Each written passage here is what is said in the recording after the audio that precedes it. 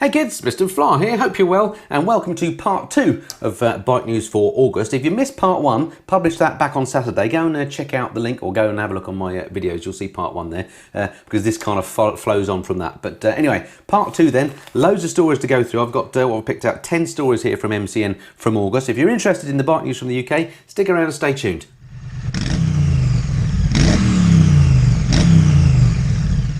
Alrighty, let's crack on then before we get to some parish notices at the end, some stuff about what's coming up on the Missenden Flyer, as well as I'll be announcing the winners of the recent Visorcat competition as well. So if you entered that competition, and we had well over 100 entries, do stick around to the end for that. Alrighty, first story I've picked out then from this one.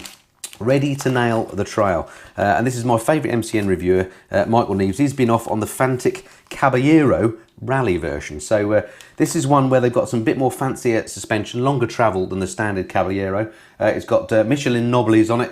It's got an aluminium swing arm, cross-braced handlebars, sump guard, basically some extra off-road trinkets that the bike's got. And it'll cost you $6,999, which I think is a great price for a bike. Now, Caballero, if you haven't come across them before, they're an Italian company. They're designed and made in Italy. The engine, though, is a Chinese-built unit, a 500cc one, if I'm not mistaken. The good news is, well, I haven't ridden a Fantic yet of any type, but I will be doing so soon when I get down to the Crazy Horse Customs down in Bury St Edmunds later in the week, and they're going to let me loose on a Caballero. I don't think it's the Scrambler, but I just fancy a go on the basic bike, on the 500, because this sort of bike just appeals to me. It looks like a motorcycle should look, and I know that Neves has always said good things about it. So this one, the rally version, it's £600 more than the base Scrambler. It's got 43 brake horsepower and a 449cc engine, in fact, so which I would argue is ample actually for going off-road, and probably ample for the road as well. I ride my 250cc Honda 250L on the road, and other than sometimes it lacks oomph if you want to overtake at speed, there's not many use cases where 250cc isn't enough power. So 450 would be absolutely fine. You don't, as I get older and I ride different bikes, I realise that actually chasing horsepower and chasing displacement isn't necessarily always a great thing. We all love big bikes and massive acceleration, but actually in the real world, riding bikes on the road, you don't need litre bikes, take it from me. Alrighty, what else has it got? It's got arrow pipes on it apparently, it's got radial bi-brake calipers and a Brembo master cylinder, wavy discs apparently, and if you want something that's not so off-road, then it says here the normal Scrambler is 6399, has the same engine and chassis but with shorter travel. So this is one that Neves is very keen on, and I'll let you know what I think of it once I've had a go. Not the Scrambler, not the rally version, as I say. I think having to go on the standard Scrambler, but I may be corrected. All right, now this is interesting. Hot new Triumph's brake cover. All new Tiger 800 spied in secret shakedown tests with road-going Daytona 765 and upgraded Thruxton R. And there's a picture here of 3 new bikes. Now, as far as the Daytona is concerned, of course, Triumph announced that Daytona Triumph Factory Custom TFC version a while back. No, they didn't. Actually, I'm getting ahead of myself. They showed us the Moto 3 version, and of course, Triumph has been supplying the engines for Moto 3 for this season now, so we're familiar with seeing those bikes race around, and the mule that Triumph used. They've now taken that mule and basically said, why don't we make this into a road bike? And they're going to produce 765 for Europe, 765 for, I think, for the US, for homologation reasons, and that's it. It's going to be a limited edition run. So I'm not sure if it's going to be called a TFC version. We will find out. But so you are going to be able to get a Daytona, but you're going to have to snap them up, because I'm not sure they're going to be making a production version other than those limited edition 765 versions. We might talk more about that in a future bike news. I'm getting a bit ahead of myself here. Okay, the next bike that was spied on here is an upgraded Tiger 800, which is great news. What are they going to do with that? So MCN are speculating they're going to have, maybe they're going to give that a 900cc engine now, to get a bit more bottom end, so it's more competitive with its rivals, and no doubt some cosmetic changes there as well. And then on the Thruxton, it looks like this is maybe going to be a black model, because it's got a blacked out engine, black forks, that sort of thing. They're reckoning it's going to put out something close to 100 brake horsepower, appears to have Brembo M50 calipers, and again, they're expecting all 3 of these bikes to be unveiled in the Milan show in November. So if you're in the market for a Thruxton or a Tiger 800, or indeed a Daytona, although you may have already missed the boat on that one, then do keep your eyes peeled to the shows, because it looks like these are going to be unveiled in November. So looking forward to seeing those, as a bit of a Triumph fanboy. All right, next up, British beef or tasty Italian. This is one of their MCN 250 test. It's a great idea because they do the standard 250 mile test in every magazine, or paper I should say. So it's a standard run that they give on all the bikes. And the reason why I'm interested in this one is because they're pitting the V-twin Moto Morini against Triumph Speed Twin. Of course, I recently purchased a Triumph Speed Twin, a bike that I'm loving more and more every time I ride it, by the way. Now the Moto Morini Milano is 15,950. The Triumph Speed Twin 11,688. So the Italian is considerably more expensive than the Triumph. So it's very interesting then when I head over to the summary that in fact they've given the Triumph Speed Twin only 3 out of 5. Actually, I was expecting it might get more than that, but the Moto Morini only got 2 out of 5. So the Triumph did better, even though it's considerably less expensive. In terms of the summary, talking about the economy, they said that as far as the Moto Morini is concerned, the low-down grunt of the big V-twin is far more engaging than the 1200cc lump in the Triumph, which struggles to excite on spirited rides. Despite this, the Triumph worked with every turn of the key and outperforms Morini in most scenarios, making it the one to have in your garage. So they've not exactly gone overboard on either bike, which I think is a little bit mean, because I obviously, as I bought one, I think the Triumph Speed Twin is an absolutely beautiful bike. I can find very little wrong with it. I'll be bringing you my long-term owner's reviews on that in due course. I want to be riding it for a few months, a good few hundred miles on it before I go ahead. But interesting that it has beaten the Morini as far as MCN concerned, and that's good to see as far as I'm concerned. When you look down at this, and I think I was talking earlier on part 1 about the fact that I didn't like on the Triumph, the new Rocket 3, they're putting the newfangled TFT screen on. On the Moto Morini, it's got a TFT. On the Speed Twin, it has got proper dials. I love these. If they had put that new TFT on the Speed Twin, it would have been a real shame. These are like jewels, these clocks. They've still got LCD inserts with all the bits of information you need, but on a retro style bike, I just think dials look better. So well done, Triumph, on that one. All right, story number 4, playing catch up. So a latecomer for 2019, this is the new shift cam enabled BMW R1250RS. This is a bike that I have ridden, and again, if you haven't seen my review, do go and check that out. I'll put a card up to the review of that. This is a lovely, lovely bike, and it is, I was really impressed with this. This is probably the bike that most GS owners should probably have. Most people, myself included, don't take their GSs off-road and use them mainly as tourers. This is a sport tourer, and everything about this bike is lovely. When I rode it, I was really, really impressed with it, and it looks nice now as well. Now it's been slightly restyled. Not that it was a bad looker before. And with the new 1250 engine, it goes like stink. It's a beautiful bike. If I was to replace my BMW GS, I would seriously think about one of these. And it might, for me, be the better bike. I think the only use case where if you're buying a GS as a touring bike rather than an off-roader, where the GS scores over the RS still, is if you're a taller rider, because the GS, your legs are a little bit straighter. So if you're a big guy, it's probably a bit more comfortable. I'm not a big guy, so I'm absolutely fine on the RS, and it has all the good things about the all the new BMWs, namely that absolutely, as far as I'm concerned, class-leading TFT. It's brilliant on there. It rides beautifully. Go and check out my review anyway if you want to learn more about that bike. It really is a nice machine. Alrighty, I think that was it. For 4 stories out of that MCN. Let's move on to the next one, and then we'll be getting on to some Parish Notices. The first story I've picked out of this, FTR1200 goes back to basics. Indian's stock and stylish 1200 flat track style weapon is 2k cheaper than the top model, but still delivers. Again, it's interesting, isn't it, that manufacturers are now bringing out the top spec models first and then bringing us cut back versions a few months later, a bit like we've seen with the Daytona. Well, we haven't seen that with the Daytona, actually, I'm wrong, but we did see it with the Rocket 3, and now we're seeing it with the Indian FTR1200 as well. They brought out this cheaper version. Still got the 1203cc V-twin engine, 118 bhp, 88 foot-pounds of torque, 230 kilograms, so quite heavy. 11,899 pounds though, for what is a very nice looking bike. Now I don't think I've ever ridden an American bike before, so as I mentioned just now, I'm going to be riding my first Indian this coming week, so that review will be coming in due course. It'll either be the standard FTR1200 or the more expensive version, not sure which one, so stick around, stay tuned to the channel if you want to find out what I thought of riding that, but it certainly looks the biz, so looking forward to that. The other story I've picked up here is this here. There's, again, an artist rendition here of this amazing looking building. This is the Hartside Cafe. The headline here is Hartside Cafe to rise again. Now this is the cafe that used to be on the A686 at Alton. Unfortunately, it got burnt down in 2018 by fire and closed, and it used to be a favourite regular biker's haunt. Now a new owner, a developer, has come along and said they're going to build this was going to say monstrosity there, but actually it's just a very modern building. Now to me, it looks very expensive. So I think if it's just going to be a replacement biker cafe, I'll be very interested to see what the cost-benefit analysis was, because this is going to take some paying for.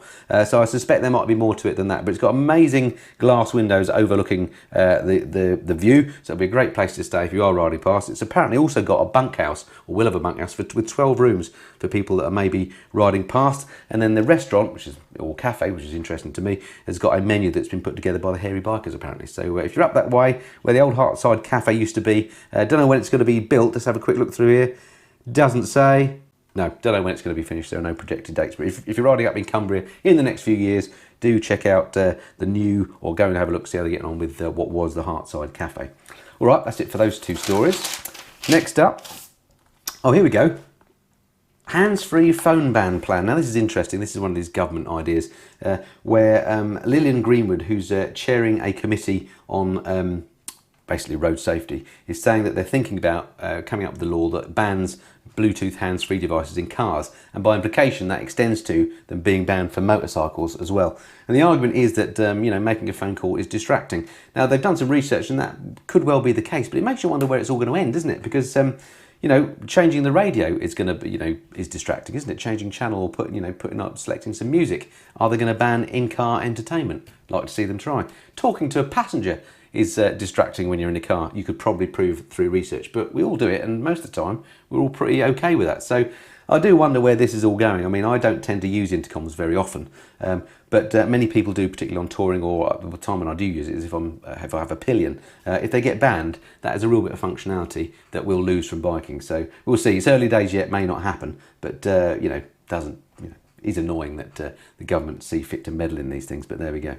All right, I'll be interested in your views on that. Comments below. All right, next one here. The future of protection is the headline. And this is very interesting. This is the Alpinestars CEO is revealing where that company is going as far as next level protection is concerned.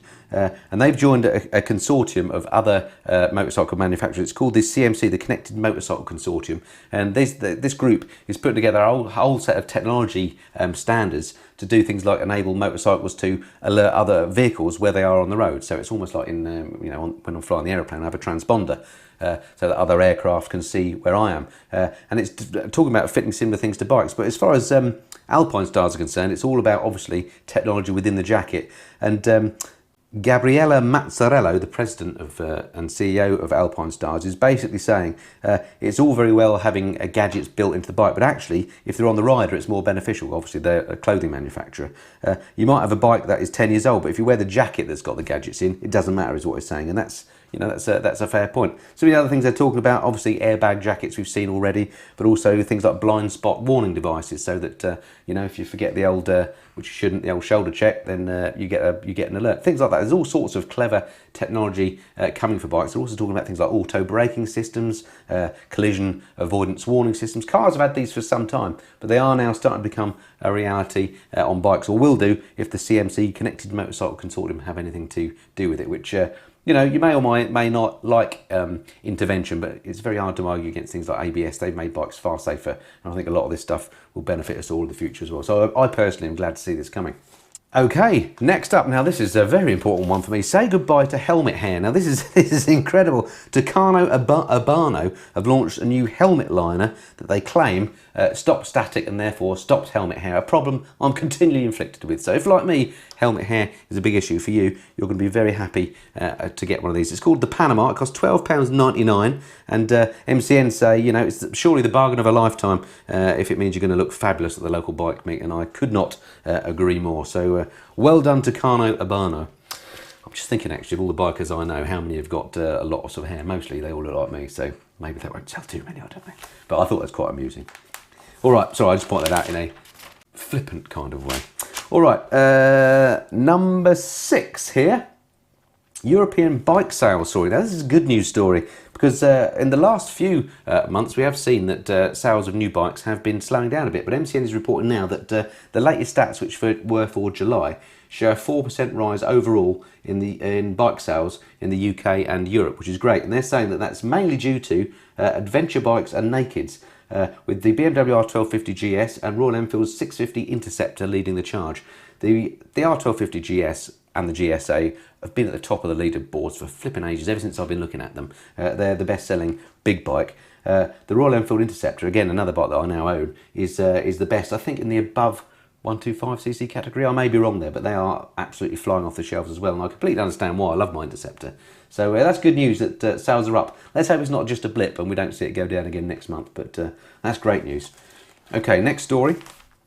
Oh yeah, they've got the surface sorted, says McPint. This is John McGuinness in his weekly column in MCN, talking about the new surface at Silverstone. We just had the MotoGP at Silverstone this weekend that's just gone, and by all accounts, the surface is now sorted. Of course, this time we had lovely weather, whereas last year the thing got rained on, and well, that's where all the trouble started. But it does seem like all the reports from the riders and everyone else that's been on it is that the surface is now good. We'll see when we have a properly wet race again, of course. But John McGuinness is certainly saying, you know, Silverstone have absolutely gone for it here. Obviously, they couldn't afford to have any more disasters, and they've done a top job. So, yeah, thumbs up for Silverstone. Let's hope the MotoGP stays there for some time, them having now put all that investment in it. Okay, and the last story here before we get to Parish Notices, highway or the byway, and here we are pitting the Ténéré 700 against the KTM 790 Adventure R. Very interested to look at this because I've been putting up a number of videos on the KTM 790 Adventure R on my channel of late. You may well have seen some.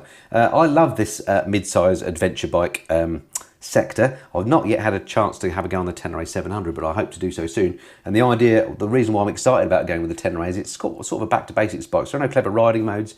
It's not sort of up itself with all the technology that it's got. It's just a proper mid-size bike that you can pick up. You can take it off-road and you can ride it on-road if you want to. So I think that's going to be an absolute winner.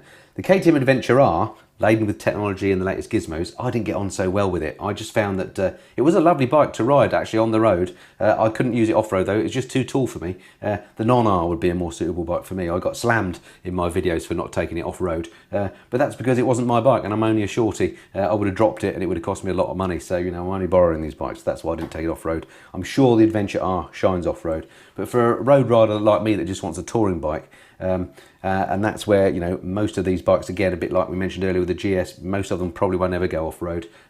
Then, you know, these bikes hit the sweet spot. Anyway, let's see what MCN thought of them. They did the 250 road test, as usual, and the conclusion they came up with was the KTM 790 Adventure R, 3 stars out of 5, and the Yamaha Tenere 700, 4 out of 5. So I've, as I say, yet to ride the Yamaha, but they rated it above the KTM, which is interesting. I think mainly that was because of value for money. So let me just read here. The winner, the one that suits you best, but the Tenere is hard to beat on value alone, yeah. So it's basically down to the fact that it's a great bike and it costs a lot less than the KTM. I actually think it's a bit more of an honest motorcycle, but that's without riding it. So I need Yamaha, if you're watching, or a dealer. I want to come and ride the Tenere 700 and I'll get some videos up as soon as I do. So there we go, that's it for bike news for August. Don't go away though, because I've got the winners of the competition coming up and some information about what's coming up on the Missenden Flyer in the next few weeks. And boy, have we got some incredible stuff coming. So, Parish Notices then. This time I've been very organised and actually printed off. So first thing, I must just say thank you very much to my sponsors, Custom Fit Guards, as ever, for sponsoring bike news. They sponsored this video and my live stream, so thank you very much to those for doing that. And talking of sponsors, my Visorcat competition, on my last live stream last week, we had a competition to give away 5 Visorcats, those little Visorcat wipe doodahs that you see on my glove. 2 in Australia and 3 in the rest of the world. I drew out on Thursday night, last night, 8 PM, after a week of running the competition, the winners. And the before I tell you who they are though, I better just tell you the answers to the competition. So we asked you what was the warranty. That's a 2 years unlimited mileage warranty. We asked whereabouts are Visorcats made, and that was Scotland, in Dunbar to be precise. Extra points if you got that. And which we gave you a quote from a motorcycle newspaper, and it was in fact Motorcycle Monthly. Some people said MCN, it was Motorcycle Monthly. Sorry if I led you up the garden path there, but many people entered and gave us the right answers. Some got them wrong. We had well over 100 entries, which is fantastic, so thank you for that. And the winners are, from Australia, it was Michael Heath in Queensland and Alan Lewis in New South Wales. Congratulations to you two. Your Visorcats are winging their way to you. And for the other 3, it was Andy Wisocki. Hope we've got you pronounced that right, Andy. You're in Swindon. Alistair Uren, again, hope I've pronounced that roughly right. You're in Crowborough. And Sarah Jones in Castlewood. Nice to have a lady entering the competition, and well done and congratulations to you lot. Those Visorcats will be winging their way to you. I must also say huge thanks to my growing number of Patreons and channel members. If you've seen the join button crop up on my main YouTube page. That's what that's all about. If you press that, you can join the crew. That's going really well, and also as is the Patreon thing. That's growing by the week, and we've got some great interaction going there. I put some behind the scenes stuff on there. Maybe we're talking about perhaps some meetups, things like that. I need to start. I use my members and my Patreons sort of as a test ground for some things, because there's less of them than there are subscribers generally. They're very useful for me to just run little surveys against and try some things out. So that's partly what I use that for. But if you feel tempted to join up, please do, Patreon or membership. People say to me, which would I prefer? Doesn't make any difference to me. Just join either one. That'd be fantastic. So thank you for you guys. You make all the difference, and just keep you help keep the channel independent, basically, and with your support it means that I can, the channel has a future. Okay, so thanks to you guys, and also I just want to say, while I'm on the thank yous and before I get to what's coming up, huge thanks to everyone that donated to that brilliant Blood Bikes charity that I talked about again on the last live stream. This was Ricky's Last Rides. Many of you donated to the charity there. It's not too late. If you go to rickyslastride.com, you can still donate there, but thank you very much indeed. I know Albie was very pleased with the response to that, so thank you. Okay, so what's coming up on the Mr. Flyer in the next few days then? Well, on Thursday, so the next video you're going to see, it's my first ride of the BMW F850 GS Adventure, the first bike that I borrowed proper from BMW UK. So we've had the bike for 2 weeks, loads of videos coming up on that. Really interesting that I borrowed that just after the KTM 790 Adventure R as well, in terms of comparing the two. So that's coming up on Thursday. Next Saturday, I've got a very special review video, because I've been riding Henry Cole, no less. I've been riding his CCM Spitfire, the flat tracker. I don't know if you saw my, I did 2 videos with Henry Cole a few months back. Well, I've been back down again last week, met up with him again, had a great time down there, as ever, and got to ride his CCM Spitfire, as well as another bike I'll tell you about another time. That video is coming up next Saturday, so this time next week, stay tuned for that. I've got my first ever Moto Guzzi review coming up, the V85 TT, been riding that quite a bit. That's coming up on September the 12th. I've got my next Biker Scram with Jeff and Dan. We recorded that a while back, but that's coming up on the 16th. So if you like food, who doesn't? Stick around for that one. On the 14th, I've got my latest Reader's Rides schedule, and that is with the awesome, iconic in my view, VFR 800, one of those bikes that kind of just sort of turned up the dial on bikes, when it was launched. The VFR 800, that's coming up on the 14th of September, a Reader's Rides, a very special one with somebody you may recognise. And then don't forget, note for your diary, Thursday, September the 19th is going to be my next live stream, 8 PM UK time as usual. And if the technology works correctly, and it's going to be a bit of a Heath Robinson affair, I'm going to have a very special lady guest on that one, as some of you have already guessed who that might be. So really looking forward to doing that. That's Thursday, September the 19th. Make a note in your diary. Alrighty, that's it for now. That's it for Bike News. Hope you enjoyed that. Thanks for watching as ever, and I look forward to speaking to you again soon. Until then, this has been the Mr. Flyer. Cheerio.